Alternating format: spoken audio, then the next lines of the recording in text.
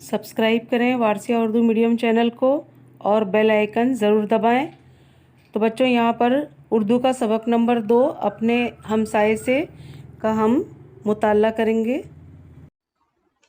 अस्सलाम वालेकुम। उर्दू का सबक नंबर 2 अपने हमसाये से। आज हम इस सबक के बारे में पढ़ेंगे जिसे कन्हैयालाल कपूर ने लिखा है, और ये सबक को पूरा पढ़ के सभी माने को समझने की कोशिश करेंगे।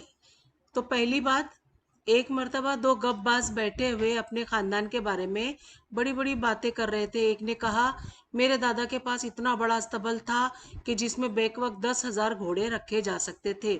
अस्तबल जो जगह है वो वहाँ पर घोड़े रखने की जगह होती है जहाँ घोड़े बांधे जाते हैं। तो उसने क्या कहा, बड़ी बड़ी डींगे हाँकते हुए कहा कि उधर एक वक्त में, बेक वक्त यानी एक ही वक्त में 10,000 घोड़े रखे जा सकते थे। दूसरे ने कहा, मेरे नाना के पास तो इतना तवील बांस था कि जब वो उसे लेकर घर के छत पर खड़े होते तो बांस बादलों तक पहुंच जाता। अब बांस क्या होता है? वो लकड़ी, एक लकड़ी का जो ये होता है, जैसे कि बिल्डिंग बनती है तो आप देखें बाहर वो बांस से सब बांध के उसी पे चढ़ के फिर वो लोग कलर वगैरह करते हैं, सीमेंट का काम करते हैं। वो उस तरह के बांस होते हैं। उसका एक पेड़ ही होता है जिसमें बांस पैदा होते हैं। तो वो बांस इतना बड़ा बता रहा है कि जिससे वो बादलों तक पहुंच जाता। जब वो चाहते बादलों को हिलाकर बारिश बरसा लेते। पहले गप ने पूछा कि तुम्हारे नाना इतना बड़ा बांस आखिर रखते कहाँ थे? तो दूसरे गपबाज ने कहा कि और कहाँ रखते थे, तुम्हारे दादा ही के अस्तबल में रख दिया करते थे। तो बाज लोग अपनी झूठी शान दिखाने के लिए इसी तरह शेखी बगाड़ते हैं। अक्सर पड़ोसी भी अपने आप को औरों से बेहतर साबित करने के लिए मुबालिगा आराई का काम लेते हैं और धोखा देते हैं। मुबालिगा आराई करना यानी बात बढ़ा चढ़ाकर कहना। कन्हैयालाल कपूर ने जेल के मजमून में इसी समाजी बुराई को तंज का निशाना बनाया है। तंज यानी वो इसी पे तंज कर रहे हैं, एक इसकी बुराइयां बता रहे हैं। जान पहचान। कन्हैयालाल कपूर 27 जुलाई 1910 को जिला लाइलपुर में पैदा हुए। आला तालीम हासिल करके वो अंग्रेज के उस्ताद मुकर्रर हुए। बाद में गवर्नमेंट कॉलेज मोगा पंजाब में उन्हें प्रिंसिपल के ओहदे पर फाइज किया गया। यहाँ 1980 में उनकी वफात हुई। तंज व मज़ा में जुर्रात और बेबाकी कन्हैयालाल कपूर की खास पहचान है। तंज व मज़ा, वो ऐसा मजाक करते थे जिसमें तंज होता था और सुनकर लोग हंस भी देते थे। वो समाजी नाहमवारियों के जानदार तस्वीर पेश करते और इनकी तहरीरों में तंज व एहतजाज का पहलू नुमाया है। उन्हें पैरोडी लिखने में ख़ास महारत हासिल है। उनकी तंजिया मज़ाहिया खाके भी मकबूल हुए। नोके नश्तर, बाल व पर, संग व खुश्त, चंग व रुबाब और कामरेड शेख चिल्ली उनकी मशहूर किताबें हैं। चलिए सबक भी पढ़ के देखते हैं। आओ मियाँ समझौता कर ले। आज तक हम एक दूसरे पर रोब जमाने के लिए ऐसी बातें और ऐसी हरकतें करते आए हैं जिन्हें फिजूली नहीं, मुज़ाहिका खेज कहा जा सकता है। मुज़ाहिका खेज यानी हंसी जिस पर आए। लेकिन सवाल ये है कि आखिर हम कब तक एक दूसरे को महज मरूब करने के लिए अपनी हैसियत से ज़्यादा खर्च करते रहेंगे, या झूठ बोलकर अपनी आकबत खराब करते रहेंगे? आकबत यानी आखिरत, और मरूब करना यानी नीचा दिखाना। क्यों ना हम इस हकीकत को तस्लीम कर ले कि हम दोनों में से कोई भी रईस इब्ने रईस नहीं, बल्कि तुम एक मामूली ताजिर हो और मैं एक मामूली मौलिम हूँ। रईस इब्ने रईस यानी अमीर बाप की औलाद या खानदानी अमीर। अब यहाँ पे इन दोनों पिछले 5 बरस से एक दूसरे को धोखा देने की बेकार कोशिश कर रहे हैं। चुनांचे अगर तुम कहते हो कि तुम्हारा भाई दिल्ली में मजिस्ट्रेट है यानी जज है, तो मैं तुम्हें मुतला करता हूँ कि मेरा भाई इलाहाबाद हाई कोर्ट का जज है। तो हालांकि हकीकत ये है कि तुम्हारा भाई किसी मजिस्ट्रेट का चपरासी है और वो मेरा कोई भाई भी नहीं है, क्योंकि मैं अपने वालिदैन का इकलौता बेटा हूँ। 2 साल हुए तुमने कहा था कि मैं बीवी और बच्चों के साथ किसी सेहत अफजा मुकाम गालिबन नैनीताल जा रहा हूँ, और मैंने तुम्हें बताया था कि मैं अहले वायाल यानी बीवी बच्चों के साथ ऊटाकम जा रहा हूँ। लेकिन तुम नैनीताल गए और न मैं ऊटाकम। तुमने वहां न जाने का ये बहाना ढूंढा कि एक लख्त तुम्हारी बीवी की तबीयत खराब हो गई। एक लख्त यानी अचानक। और डॉक्टर ने उसे घर पर मुकम्मल आराम करने के लिए कहा है। तो मैंने उठा कुंवन न जाने की ये वजह बताई कि मेरे साले की शादी है और मुझे उसका इंतजाम करना है। लुत्फ ये है कि मुझे मालूम था कि तुम्हारी बीवी भली चंगी है और तुम्हें पता था कि मेरे साले की शादी तो क्या अभी सगाई तक नहीं हुई। पिछले दिनों जब तुमने मुझ पर रोब जमाने के लिए किस्तों पर एक फ्रिज खरीदा, किस्तों पे खरीदा यानी थोड़े थोड़े पैसे चुकाकर चीजें पहले ही ले ली जाती हैं, तो खरीदा तो मेरी बीवी मेरे सर हो गई। सर होना यानी सवार हो गई, यानी जिद करने लगी कि हमारे घर में फ्रिज जरूर होना चाहिए। चुनांचा न चाहते हुए भी मुझे फ्रिज खरीदना पड़ा। अब सुना है कि तुम किश्तों पर टेलीविजन सेट खरीदना चाहते हो। खुदा के लिए ऐसा न करना वरना मैं तबाह हो जाऊंगा। फ्रिज की किश्त में बड़ी मुश्किल से अदा करता हूँ और अगर टेलीविजन की किश्त भी अदा करनी पड़ी तो मेरा तो दिवाला ही पिट जाएगा। दिवाला पिटना यानी मैं बर्बाद हो जाऊंगा।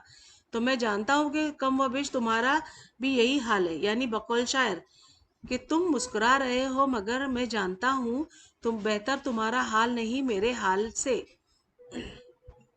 ये बात दूसरी है कि तुम खुले बंदों की कभी बात का इतराफ नहीं करोगे और हम दोनों एक ही नाव में सवार, एक ही नाव में सवार होने यानी एक ही तकलीफ के मारे हुए।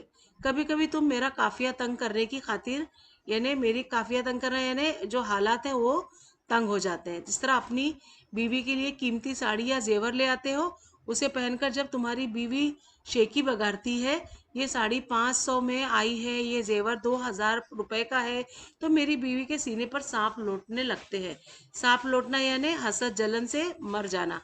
और वो उसी दिन से फरमाइश करने लगती है कि उससे कीमती साड़ी या जेवर लाइए, नहीं तो मुझे खाना हजम नहीं होगा और ना ही नींद आएगी। गुज़िश्ता इतवार को तुम्हारी बीवी ने अपने बच्चे के जन्मदिन पर 25 औरतों को मदऊ किया। अब मेरी बीवी का तकाजा है कि वो 2 हफ्तों के बाद जब वो अपने बच्चे का जन्मदिन मनाएगी तो कम से कम 50 औरतों को दावत देगी, वरना हमसाये की नजर से गिर जाएगी।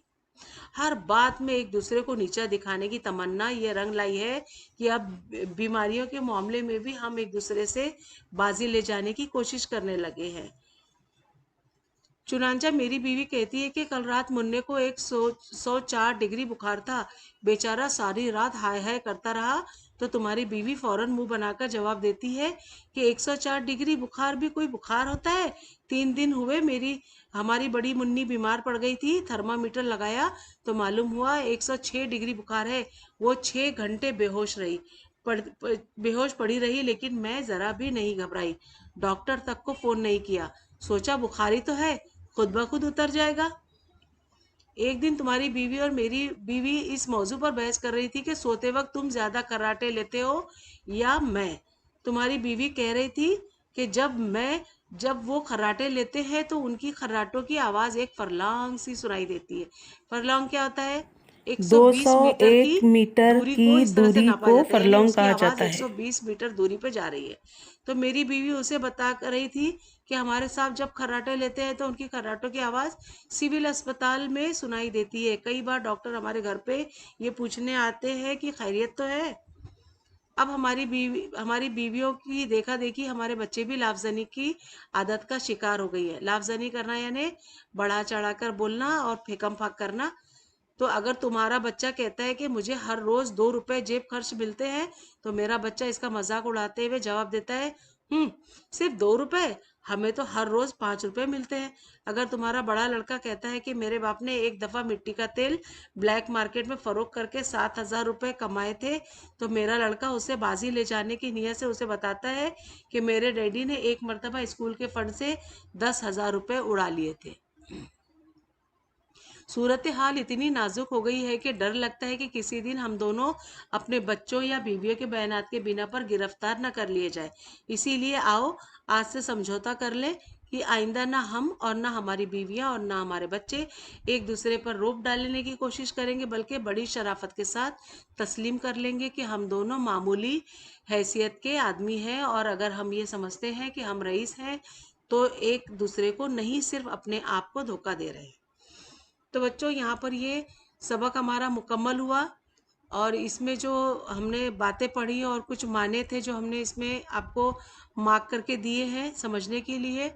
तो यहाँ पर क्या हो रहा है कि ये जो किस्सा है ये 2 पड़ोसियों का है।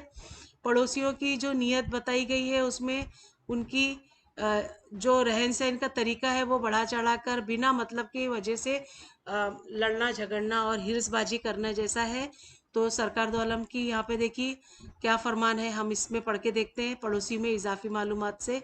तो इस्लाम ने क़राबतदारी और रिश्तेदारी के बाद सबसे ज़्यादा हमसाये और पड़ोसी के साथ सुलह रहमी और ज़ोर दिया। इस्लामी अहकामात के रोज़ से पड़ोसी हमारे हद दर्जा रफ़ाक़त, हमदर्दी और नेक सलूक के मुस्तहिक होते हैं। नबी करीम सल्लल्लाहु अलैहि वसल्लम फरमाते हैं कि मुझे हमसाये के हकूक़ की इतनी ताकीद की गई कि मैंने ख़याल करने लगा कि शायद अब उसे विरासत में यानी प्रॉपर्टी में हिस्सेदार बना दिया जाएगा। अल्लाह के रसूल सल्लल्लाहु अलैहि वसल्लम ने मुतादिद अहादीस में हमसायों के साथ नेक बर्ताव और हसन सुलूक की ताकीद की है। एक हदीस में पड़ोसियों से हसन सुलूक के सिलसिले में आप सल्लल्लाहु अलैहि वसल्लम ने फरमाया, वो शख्स मोमिन नहीं जिसका हमसाया उसके शरारतों से अमन में ना हो। और दूसरी मुकाम पर आप सल्लल्लाहु अलैहि वसल्लम ने पड़ोसियों के हकूक़ के अहमियत पर ज़ोर देते हुए फरमाया कि वो शख्स ईमान नहीं रखता जो खुद पेट भर खाए और उसका हमसाया यानी पड़ोसी उनके पड़ोस में भूखा रह जाए। आप सल्लल्लाहु अलैहि वसल्लम अपने साहबा रज़ियल्लाहु तआला अन्हु के ताकीद फरमाया करते थे कि अपने बच्चों के लिए अगर फल लाओ तो हमसाये के घर भी भेज दो, वरना छिलके बाहर ना फेंको ताकि गरीब हमसाये का दिल ना दुखे।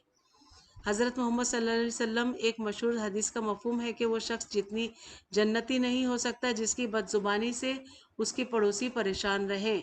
यानी जो पड़ोसियों में हर वक्त कहा सुनी होती रहती है वो बदजुबानी में आता है और वो इस्लाम कबूल नहीं करता।